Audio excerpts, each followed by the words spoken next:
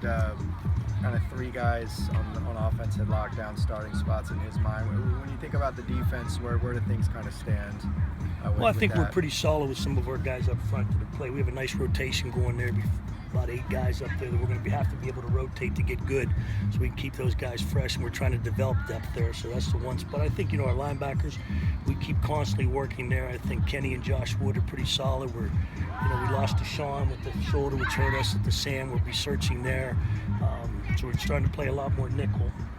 And that's okay. We'll play a lot more nickel anyway as we get going here throughout the season. So, that's not going to be a major problem for us. Sean's injury seems I'm not sure. serious. Yeah, I don't know the extent of it. I don't know exactly how long he'll be out or anything like that. But we have to be prepared that he won't be with us the rest of the spring. Okay. DB-wise, seems like you guys are pretty solid, even with some guys stepping up. May not be much of a drop-off. Yeah, well, I think we're okay. One thing Coach Warren does is he's constantly cross-trains everybody for different positions.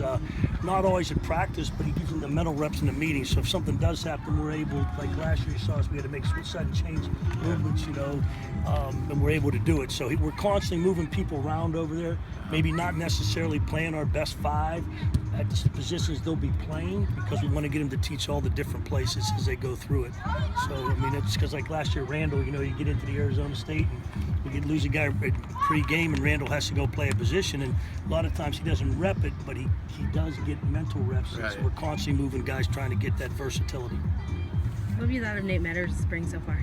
Nate's done fine. I think Nate keeps getting better. Nate's a guy that's played, has experience, very confident in his abilities, and he'll continue to get better because he works at it. Would you say Jaleel dude working with the twos, was that a disciplinary move? We just moved Jaleel around. Like if you watch our fields, we're moving different people for different combinations because of communications. It's going to happen in a game where they're going to have, and they all communicate differently. So we kind of try to get the different people in case we do get in a situation where you have those guys, they kind of know how they communicate to each other. And when you get a group that always works together and then there's a new guy in there, they take for granted some of the calls they have to make. They don't understand some of the body motions or the body language or how they try to disguise things.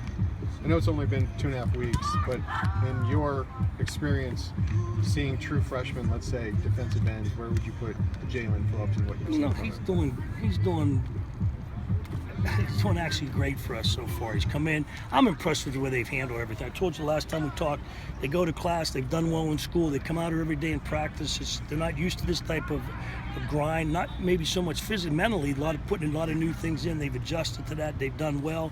He competes. He comes out when he's out here. He plays hard all the time. Both those guys play hard.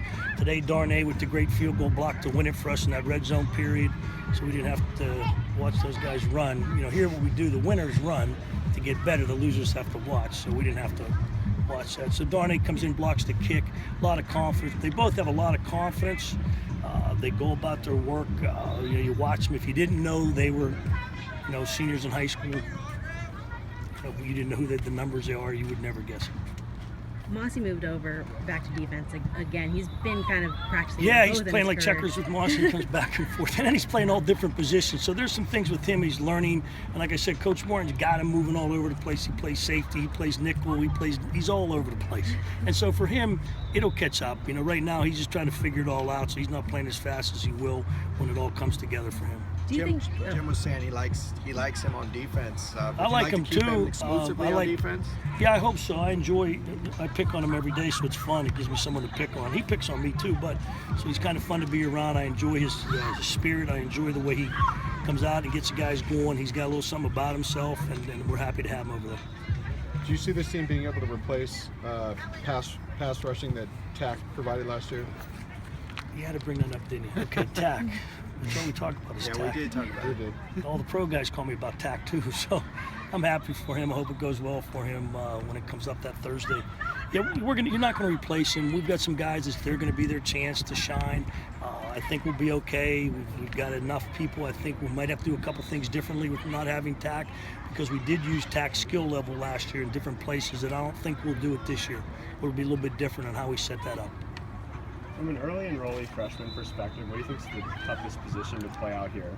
Is it what Darnay's doing? No, it's what Darnay's doing by far. I think that Darnay, because he's playing some nickel, he's got to be able to play the corner. He's doing a lot of different things out here early. So the learning curve in the pass game is a lot different, I think, than high school. That's the one part. Jalen, he's got learning to do, but it's still, there's usually 2 guards, 2 tackles, so he gets an idea where to line up. But for Darnay, it's much different mentally, and that's what I said about him hanging in there. It's not so much even the physical. He's getting tired. He's not used to this type of tempo, obviously, but mentally, there's a lot of stuff we do put in that he's got to, be on top of.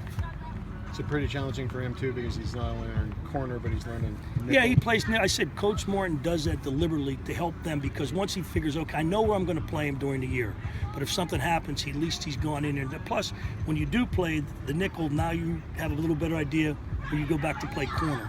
So I think that's one thing we try to do, is to cross-train as many guys as we can. And Angus does the same thing with defensive line. He moves them around to make sure that we have enough depth if something does happen. It is the spring, so we can do those things. You guys kept your whole staff intact. How much does that help with having continuity going into a season? That's big for us. I mean, I'm used to that. So we now know how each other talks to about different things. We get a feel. I think our meetings are smoother. We can advance faster because everybody knows a certain the way our terminology is taught. So that helps us all on the same page on that. Then there's a trust factor. We know each other. We can communicate better. So when we can stay together, it helps us, because we're all on the same page.